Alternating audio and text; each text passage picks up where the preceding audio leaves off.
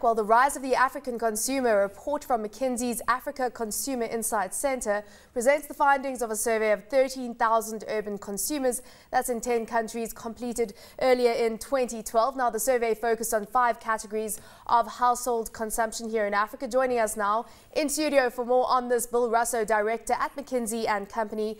Bill, thank you so much for joining us. So, as I said, 13,000 urban consumers. You looked at apparel, financial services, grocery, internet, and telecommunications. And of course, the key finding, or one of the interesting findings, was the fact that people are so optimistic in Africa about the economic futures. And I suppose in a global context, this contrast to, I'm sure, Europeans right now.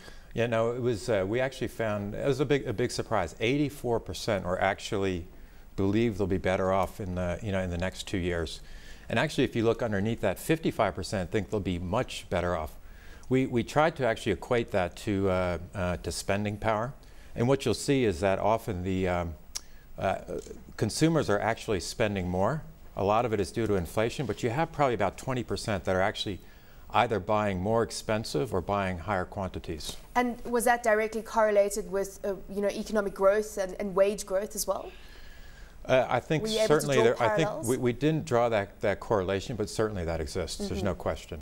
And just looking at private consumption growth between 2000 and 2010, $568 billion is how much it increased by. And between 2012 and 2020, it's expected to increase by a further $410 billion. Yeah. Are there any regions specifically that you're seeing kind of a specific increase in private consumption? So I think the first thing is the good news is if you look at the top 30 economies in Africa, all of them grew, and 27 out of those 30 accelerated their growth. That said, from a private consumption perspective, about 10 are going to drive about 75% of the consumption. But I think what's even more interesting underneath that is the city part of it. And there are about 50 cities that are going to drive roughly 40% of the growth. That's only 13% of the population. If I expand that out and I include what we call the Tier 2 cities, it comes to about 200 cities that will drive 2/3 of the growth. So if you think about the size of this continent, 200 cities that are going to drive about 2/3 of the growth, 20% of the population, it's pretty concentrated. Yeah, it is very concentrated. Just those 10 countries, obviously including South Africa, North Africa, and then it's Sudan, Tunisia, Nigeria, Angola, Ghana, and Kenya. That's of course just 5 years. But when it comes to the type of goods people want, there was a strong focus on quality. What are your thoughts on kind of that theme there? Yeah, so I think this was actually another big surprise. I think everybody knows that price really matters and affordability is key. And what we found, people are choosing stores based on price. They'll walk more than 50% will walk more than 15 minutes to get the lowest price.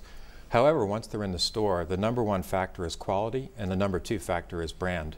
So we find that about 60% of those that we surveyed are actually loyal to a set of brands. 40 of those 60 are loyal to a single brand.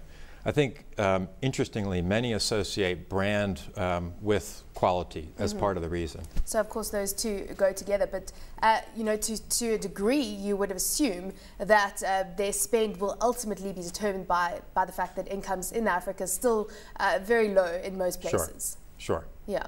So that would be primarily the driving factor. Ultimately, affordability is going to, even though it's quality. Yeah. I actually like to say, I mean, it's, rather than it being purely price driven, quality and brand at a good price, rather than say so price. Have a combination of absolutely, all three. Absolutely. But I think the trends on income are positive. And we're projecting about 52% of households that will have disposable income by the year 2020. And the fastest growing income segment is those that are earning more than 20,000. When it comes to the digital landscape in Africa, I think it was also interesting that you found a lot more people in Africa are connected to the internet than one might assume right now. Yeah. Was that via cell phones? Were we able to kind of look at that in a deeper context? Yeah, that surprised us as well. So 52% say that they're online. Now that's urban Africans. Interestingly, that's more than India and it's more than Brazil. And primarily they're connecting by cell phones.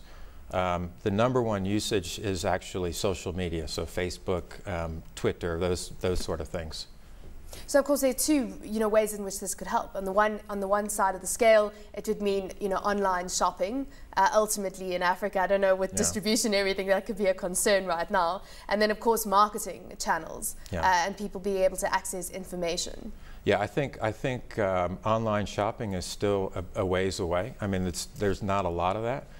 However, people are searching for information on products. They're using, again, social media, SMS, company websites. The digital usage is more than you think. So of course for a company watching this today, don't assume that you can't access the African consumer via the internet. Absolutely. Right now. What else would you say for companies, how they'd be able to use this in kind of making sure that they've got the right positioning, right type of products for the growing African consumer?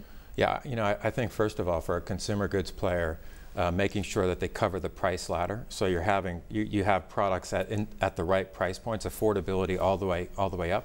I think that's one big implication. I think the second is, again, the use of the internet and mobile to talk to consumers. I think the third is focus really where it matters, particularly on the urban centers, as we mentioned.